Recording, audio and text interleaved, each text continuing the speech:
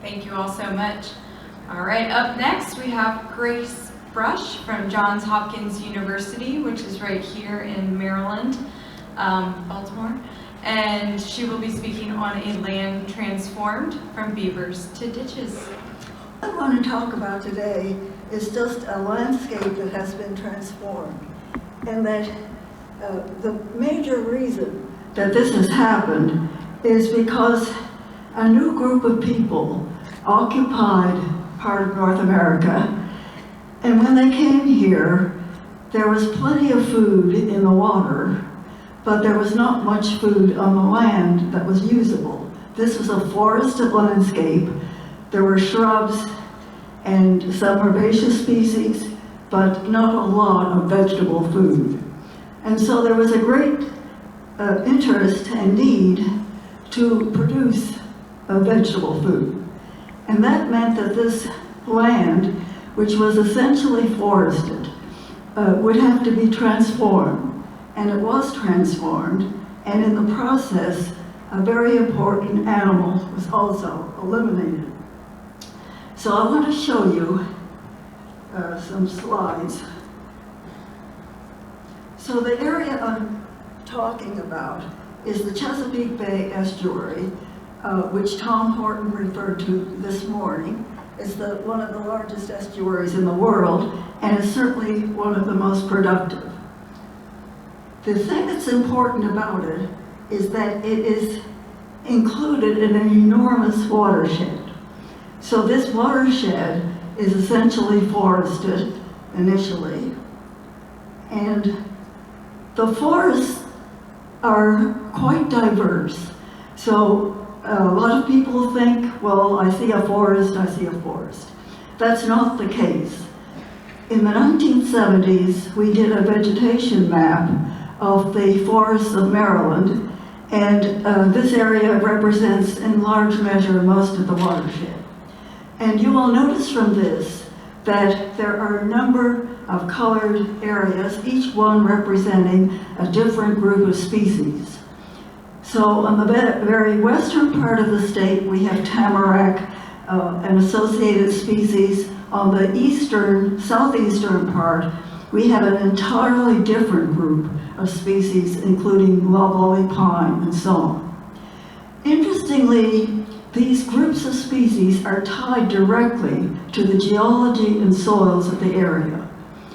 And the geology and soils are controlling the water, so that these groups of species are very much related to how much water is available for them. So on the eastern shore of Maryland, on the eastern shore of the Chesapeake Bay, where we have marshes and so on, we will find loblolly trees, or we will find other trees that grow, including an oak species that grows in open water. We have also on the western side, or also on the area which is the yellow sort of part. I can't get it on here. On the map, a large part of that is serpentine rock. It's extremely dry because the water just runs off it. So for the trees or plants that grow there are very few species of trees, a lot of herbaceous species, but they're very much related to how much water is available there. So that's one thing about this landscape naturally. Now, those forests, I'll show you just some pictures. Some of you are probably very aware of this, but this is a hemlock beech forest. It's an old growth forest, was never cut. There aren't very many of those in the area, but this one is in Pennsylvania. This is just a mixed deciduous forest that you'll see anywhere. This is what the bald cypress, which grows in open water essentially, and these are the roots of the bald cypress. Then we have the freshwater marshes like this, and one with spatterdock, and we have the salt marshes. We also have the land that was covered with beavers. So beavers were a very important part of this landscape.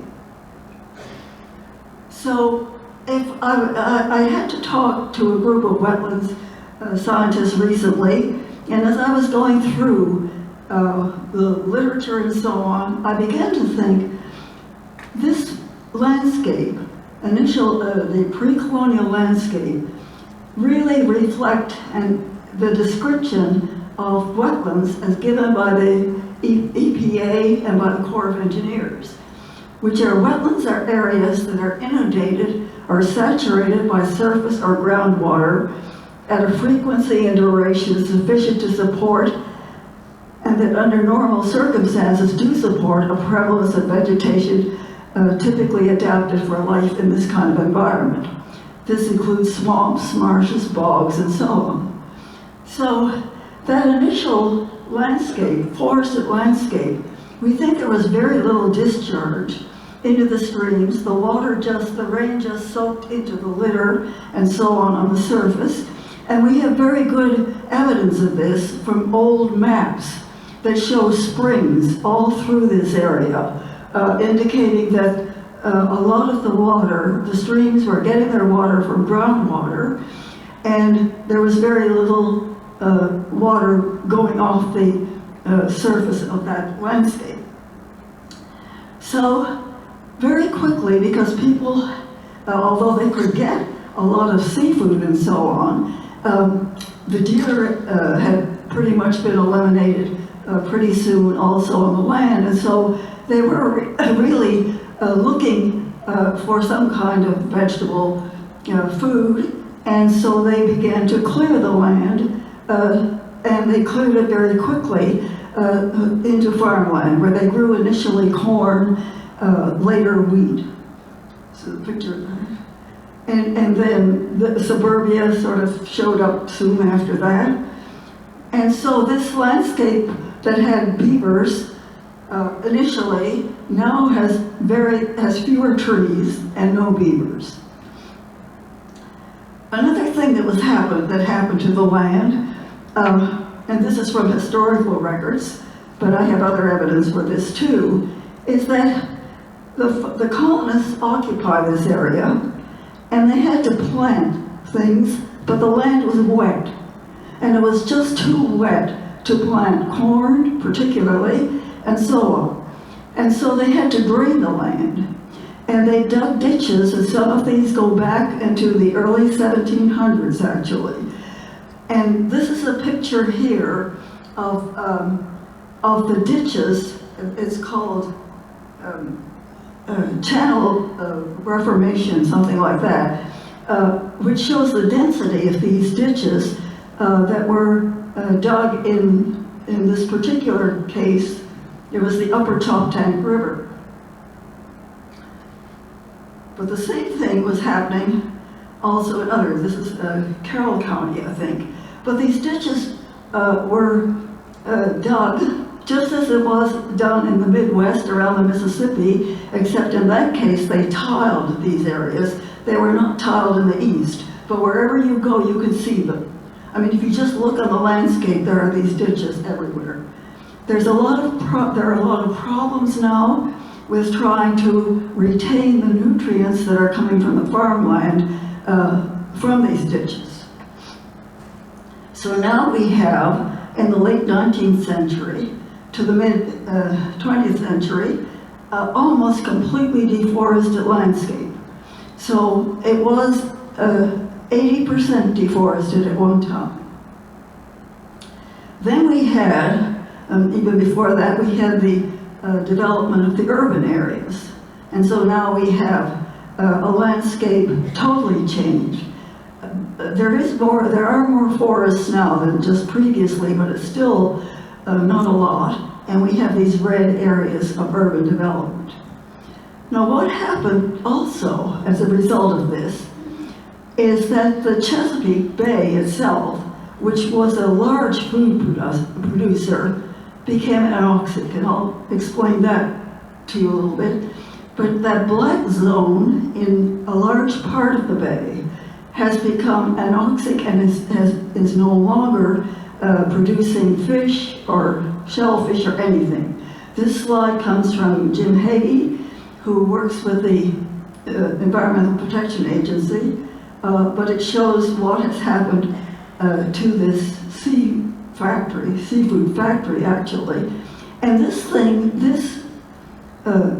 phenomenon has gone on in almost all the near shore areas of the world, so that the seafood, the ability to get seafood is almost nil in many places. So we began to think as things were becoming pretty dire in the Chesapeake region. In the early 70s, there was a large amount of money provided by the government to be administered through the Environmental Protection Agency to see what is happening, why is a bay dying?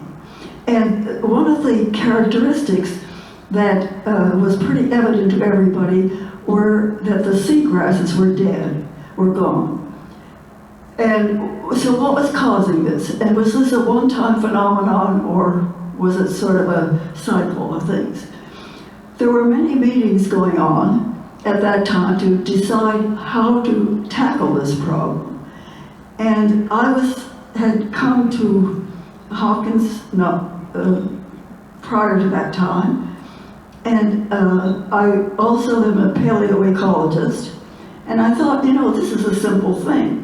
We could just take a cores out of these sediments, and we could tell you what happened in the past. Was this a one-time phenomenon, or is it a cycle, and so on? And we could do that because the seeds of these plants would be preserved in the sediment.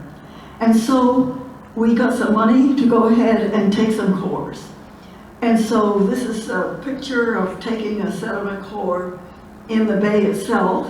It's just a big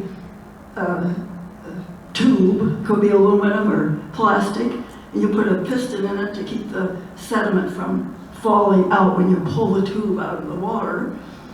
And then the other thing we did for coring in the marshes is we had an apparatus which had a tube which had attached to it a vibrator.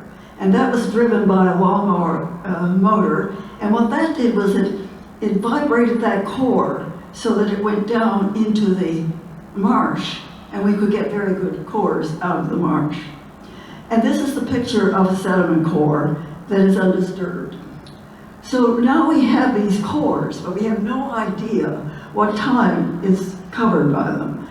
And so we decided, so we could date the cores by lead-210, which is a lifetime, or can give you dates up to 100 years. Or we could use, and we did, use carbon-14, which could give you dates up to about 500 years to 50,000 years with a good deal of error. But the thing is that neither of these methods would cover the time that we were interested in, which would be from 500 years ago to the present. So we devised a method for doing this.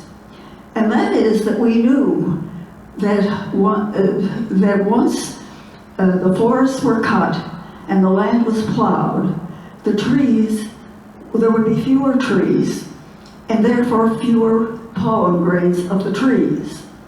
And the plant that occupies plowed up areas is ragweed, and it produces large amounts of pollen. So we figured if we could look at the ratio of ragweed to pollen, to oak pollen is what we use because oaks are the predominant tree and they also produce a lot of pollen. We could come up with an age to these cores.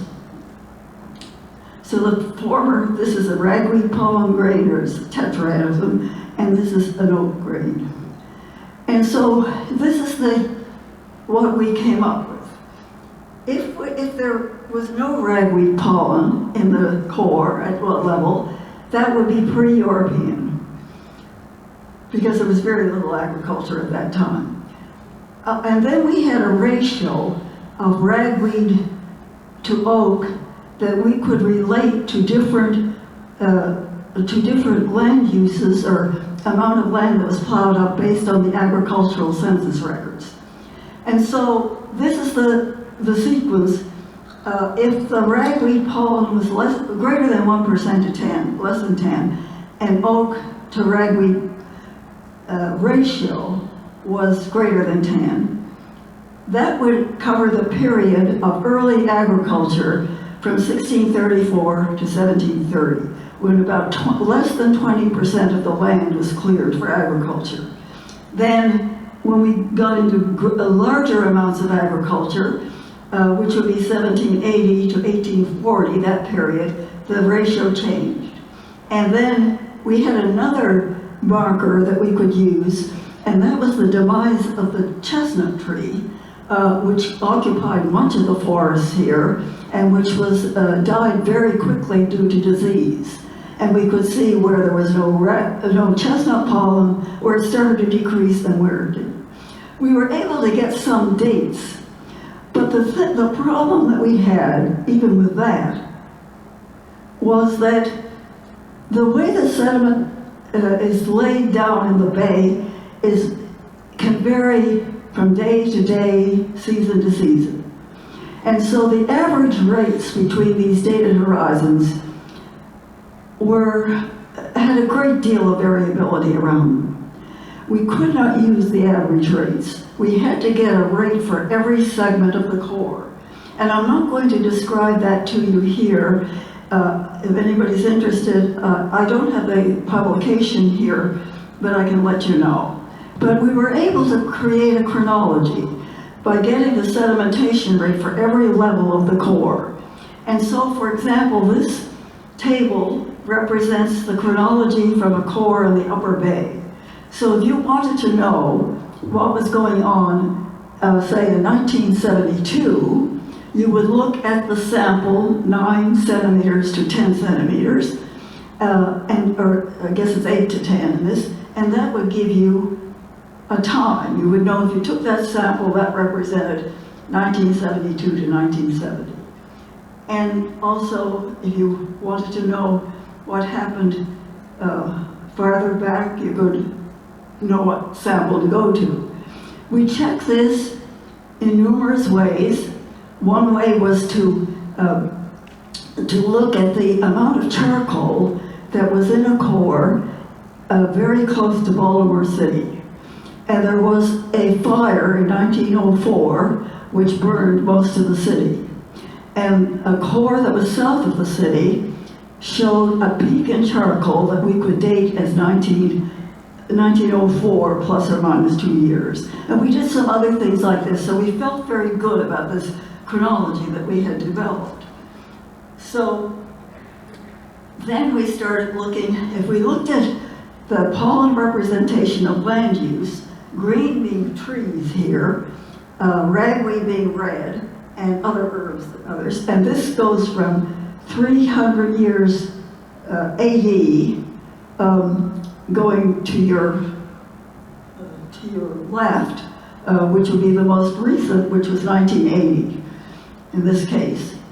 And so you see that most of the trees a lot of them are very greatly reduced. They're replaced by ragweed. And then if you look at the sedimentation rate, it shows clearly that the sediment in the bay itself is very much correlated with the amount of land that is cleared. So another thing that we saw in one of the cores was we looked at the nitrogen, and nitrogen is a big story here, and Tom referred to that this morning. But here we looked at the nitrogen-15 isotopes, and there's these are two cores, one, and the light triangles are from the middle of the bay, and the black are from a tributary. And there are two red dots here, and they are nitrogen-15 isotopes that increase in the middle of the bay at just about 1700. Now, what was interesting about this, in this core there was no other evidence of any thing from the land. The N15 should be coming from the land, or it would be phytoplankton recycling. So why would, if it were phytoplankton, what happened at that time within that water, in the waters, that made that isotope increase, or made that type of nitrogen increase? Sedimentation rates had not increased, nor anything else there. So the paper was published. We didn't explain this was just a minor part of it, just stated it. But sometime later, I was going through a lot of the cores, looking at the pollen for some other reason, in many of the cores we had collected. And what came out in every one of them was this, what to me seemed startling at the time, but just at that period, about 300 years ago, whatever, all of the dry herbs, which were, let's see, yeah, all of the wet, which are shown in green early, are replaced by dry species. And these are the species that were identified from the cores. So there were a lot of dry species, which were the from ambrosia to viburnum and so on, and the wet ones were a lot of wet, which were reduced greatly just at the time of approximately agriculture. But there was no evidence of increased sedimentation or increased, except for that nitrogen, anything else that would indicate that agriculture was having an effect. It was then that I began to look at the historical records to see what was happening. And that's when we discovered that, people knew this before, but that there was a lot of ditching, that the land was so wet it had to be drained, and once it was drained, that N15 was coming directly from the land. So then we started looking later, and so that led us to finding out, well, they ditched the land. We went back to historical records that some of the early ditching was done in the early 1700s. People had to get the water off the land in order to plant crops, and they had to get rid of the beavers. Now, they got rid of the beavers for other reasons, but they didn't want the beavers flooding the land either. So that was interesting. So then we started looking at the nitrogen in the cores, and almost all of them show this record, that the nitrogen really increased a great deal by starting in the 1700s. Not only the nitrogen, but other things that would come in, phosphorus, and so on from the land. Again, here is nitrogen profiles from the core of near the Chester River. Huge. If you look at the nitrogen per unit, per amount per year, just increases dramatically at about the same time. So this is sort of a summary slide, and I want to show you here. So if you look at the third column down, these are the different landscapes, and this is the time here. The third column down will show you the historical record of nitrogen, and this is from the Potomac River. So you see an increase in nitrogen in the sediment, in the historical records. In the sediment, here is the nitrogen profile. It's the second one from the bottom, and it shows that almost exact same profile for the recent times. But another thing that's interesting here is the nitrogen is low early on until around the mid-1700s, and then it dips and it goes really down and doesn't increase again until agriculture. And I don't know, but I think that nitrogen might be due to the beavers who lived in the water, and then they were exterminated pretty much by mid-1700s or whatever, and the nitrogen goes down. So,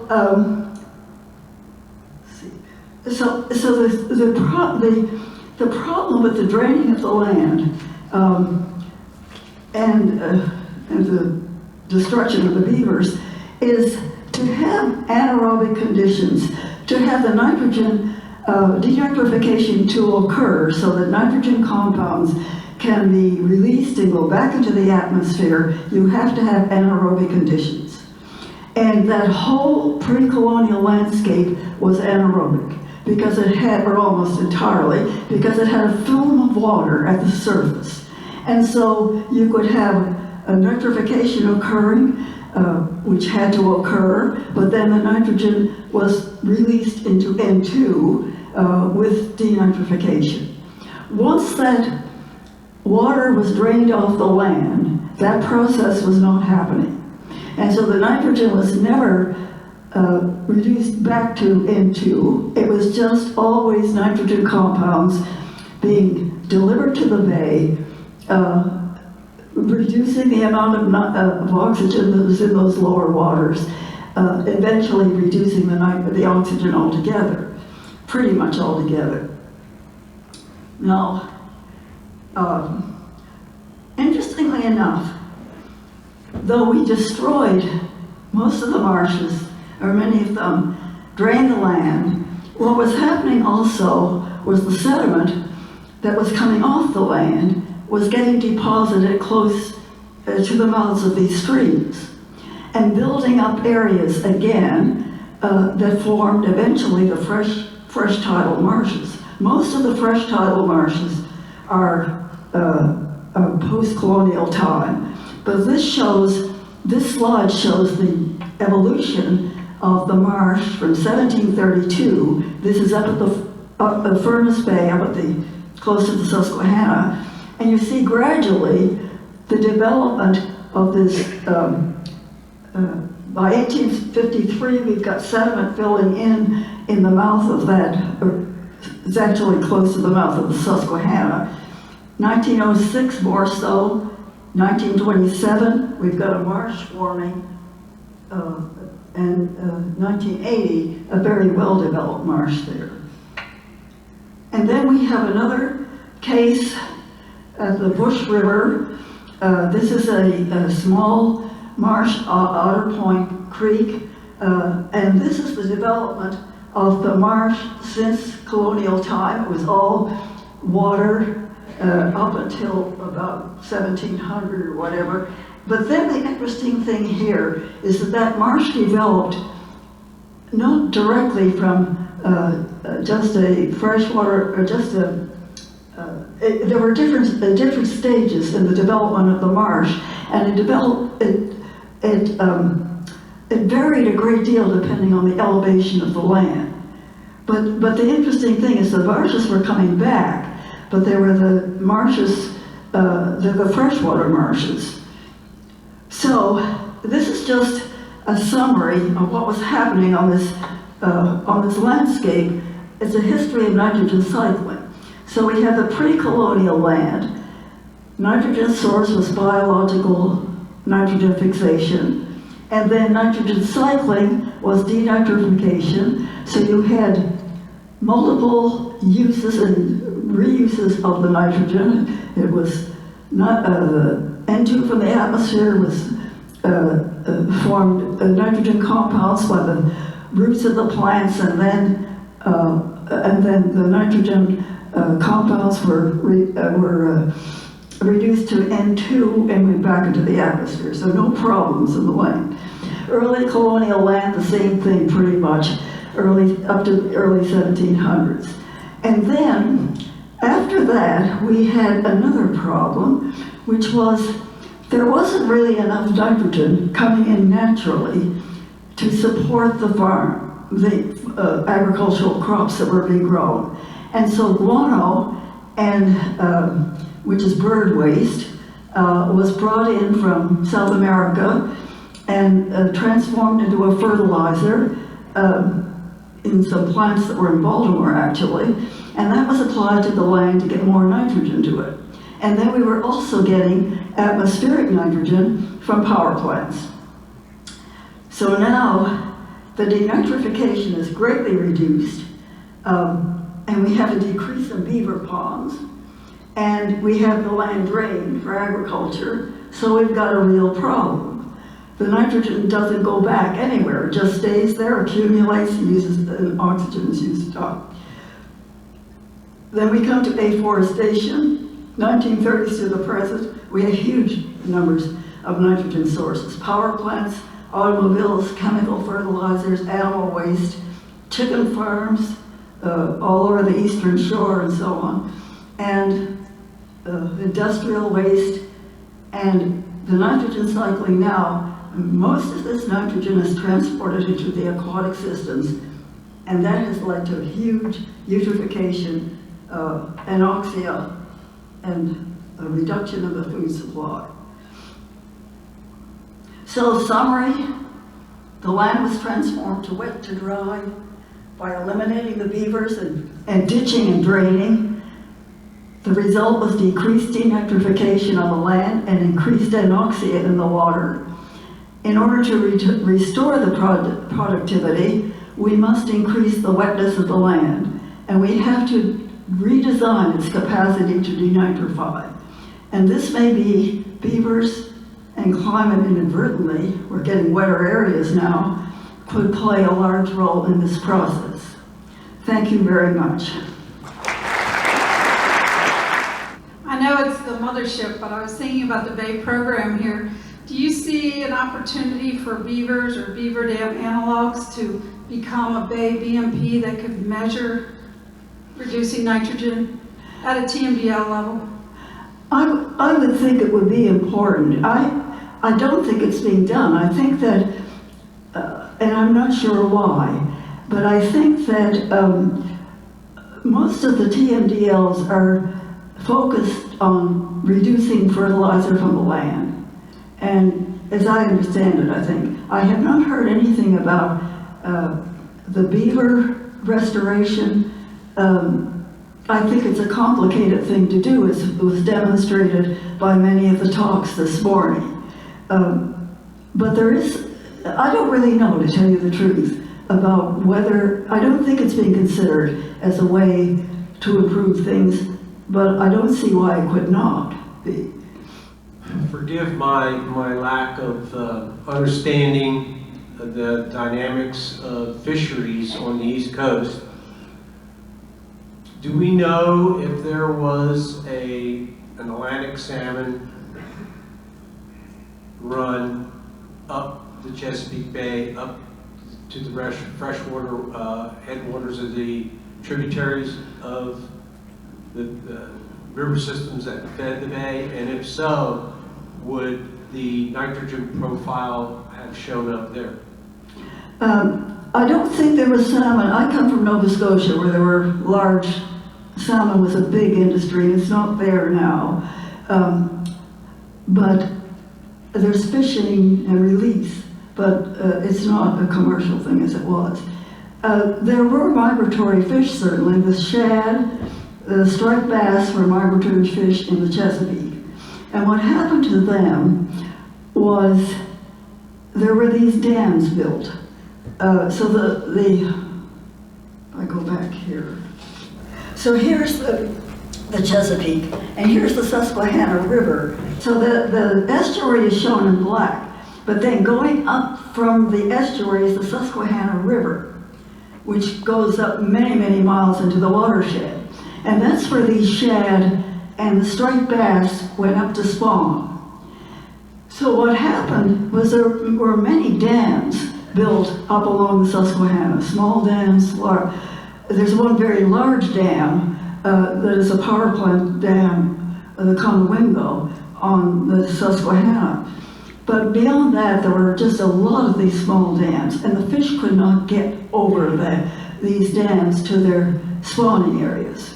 And so the shad populations went down very, very greatly. That was one big reason.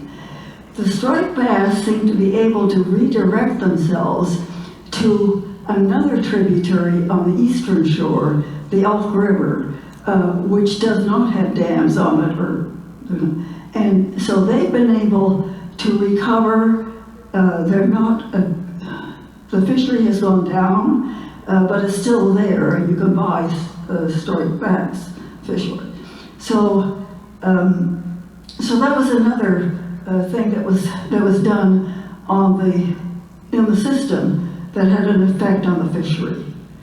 Now the oyster that's a matter of the anoxia in the bay, because the oysters, and also the fact that they did harvest or mine the oyster shells from the bay that had formed the beds for the oysters to make pavement and so on. So the habitat for the oyster died out, and so the oysters, they're trying to restore them by putting in a very expensive process of raising the larvae in big tanks at different institutions, and then planting the larvae on hard surfaces that were made in the bay.